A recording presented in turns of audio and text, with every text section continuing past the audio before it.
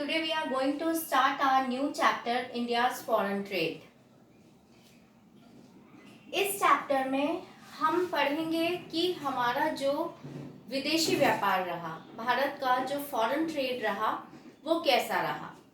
तो ब्रिटिशर्स के आने से पहले इंडिया जो था एक वेल नोन एक्सपोर्टर था फिनिश गुड्स का। हमारे यहाँ का जो हैंडीक्राफ्ट था वो बहुत फेमस था, वर्ल्ड फेमस हैंडीक्राफ्ट था हमारा।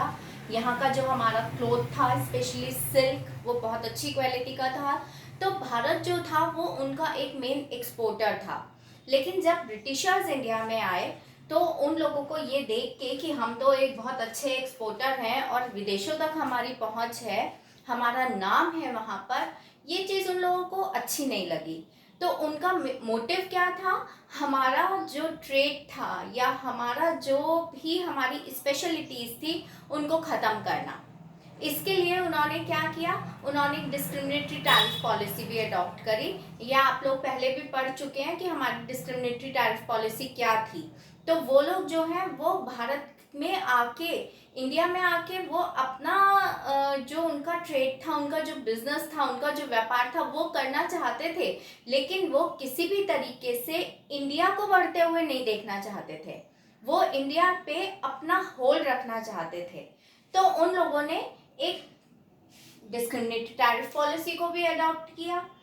उसके बाद में क्या हुआ, पहला पॉइंट तो यह है कि exporter of primary product and importer of finished goods. उन्होंने इंडिया को क्या किया, उन्होंने इंडिया को एक्सपोर्टर बना दिया प्राइमरी प्रोडक्ट्स। प्राइमरी प्रोडक्ट्स मतलब रॉ मटेरियल। इंडिया जो था, ब्रिटिशर्स इंडिया में क्यों आए थे, क्योंकि यहाँ पे उनको जो हमारे रिसोर्सेज हमारे पास अवेलेबल थे या हमारा जो रॉ मटेरियल हमारे पास अवेलेबल था उसने ब्रिटिशर्स को इम्प्रेस किया।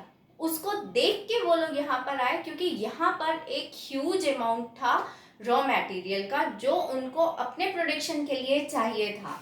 तो उन्होंने इंडिया को एक्सपोर्टर बना दिया, यानी कि इंडिया से ब्रिटेन में जो एक्सपोर्ट हो रहा था वो किसका हो रहा था, रॉ मटेरियल का हो रहा था। और इंडिया को इंपोर्टर बना दिया काहे का, फिनिश गुड्स का। जो रॉ मटेरियल यहाँ से ब्रिटेन में जाता था वो वहाँ से उसको कन्वर्ट करके फिनिश गुड्स में वापस इंडिया ही भेज देते थे। यानी कि जो हमारा डोमेस्टिक मार्केट था उसको भी उन्होंने कैप्चर करना शुरू कर दिया था अपने फिनिश गुड्स से।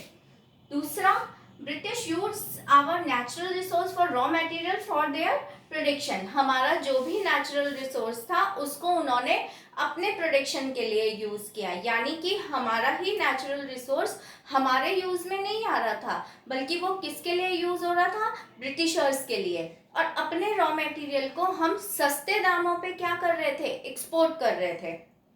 रॉ मटेरियल जो है वो कम कीमत पे बिक जाता है, लेकिन उसी रॉ मटेरियल से फाइनल गुड्स बना के वो महंगी कीमतों पर फिर से उसी को हमें बेच रहे थे। यानी कि अपना ही सामान हम उन्हें कम कीमत पे दे रहे हैं और फिर उसी से बनी हुई चीज़ों को ज़्यादा कीमत पे हम खरीद भी रहे हैं। तो हमारा जो डोमेस्टिक मार्केट था उसको बिल्कुल स्पॉइल कर दिया था उन्होंने। उसके बाद में जो ब्रिटिशर्स थे उन्होंने मोनोपोली कंट्रोल ऑन ट्रेड, जो व्यापार था उसके ऊपर अपना एक अधिकार बना रखा था। किस तरीके से, majority of trade is restricted to Britain. उन्होंने इंडिया के ऊपर ये रिस्ट्रिक्शन लगा दिया था कि भारत जो भी व्यापार करेगा, जो भी ट्रेड होगा वो ज़्यादातर किसके साथ करेगा, वो सिर्फ ब्रिटेन के ही साथ करेगा। उससे क्या था कि उन भारत के या इंडिया को कहीं और अपना ट्रेड स्टैब्लिश करने का मौका ही ना मिले। तो ये रिस्ट्रिक्शन उनके ऊपर लगा दी गई थी। उसके बाद on the eve of independence our balance of trade was favourable. Eve of independence पे जो हमारा बैलेंस ऑफ ट्रेड था, बैलेंस ऑफ ट्रेड क्या होता है हमारा, एक्सपोर्ट्स माइनस इंपोर्ट्स, वो हमारा फेवरेबल था। फेवरेबल कब होता है, when exports are greater than imports. यानी कि हमारे एक्सपोर्ट्स ज़्यादा थे, इम्पोर्ट्स कब थे, लेकिन एक्सपोर्ट्स हमारे ज़्यादा किस कंडीशन में थे, हम किन चीज़ों का एक्सपोर्ट कर रहे थे, अपने रॉ मटेरियल का। और कहाँ कर रहे थे, ब्रिटेन में कर रहे थे। तो हमारे पास अगर हम सरप्लस ले भी रहे थे तो वो हमारा प्रोडक्टिव कामों में यूज़ नहीं हो रहा था, उसका प्रोडक्टिव यूज़ नहीं हो रहा था। उसके बाद है composition of trade indicated backwardness. जो हमारा ट्रेड था उस टाइम पर, उसका जो स्ट्रक्चर था वो हमारा बैकवर्डनेस को शो करता था, यानी कि उसमें कोई भी इंक्रीजमेंट नहीं दिखाई देता था। उसका एक जो मेन रीज़न था, उसका रीज़न क्या था कि हमारी इकोनॉमी में जो एक्सपोर्ट्स हो रहे थे वो किसके हो रहे थे, रॉ मटेरियल के हो रहे थे, और कहाँ हो रहे थे, ब्रिटेन में हो रहे थे, कम कीमत पे हो रहे थे। अब सोचिए कि अगर मैंने कोई भी एक, मेरे पास मैंने लकड़ी का एक्सपोर्ट किया, लकड़ी मैंने कितना, मैंने उसको 500 रुपये टन, 600 रुपये टन, इस तरीके से मैंने उसको बेच दिया। लेकिन जब वो फिनिश गुड में कन्वर्ट होके आई मेरे पास, उससे फर्नीचर तैयार होके आया, तो मुझे अगर एक चेयर भी मैं खरीद रही हूँ तो मुझे एक चेयर ही 800 रुपीज़ की मिल रही है, यानी कि मैं अपना ही रॉ मटेरियल दे रही हूँ और उसके बाद में मैं महंगी चीज़ें भी अपनी ही रॉ मटेरियल से बनी हुई खरीद रही हूँ, तो लॉस बियर हो रहा था।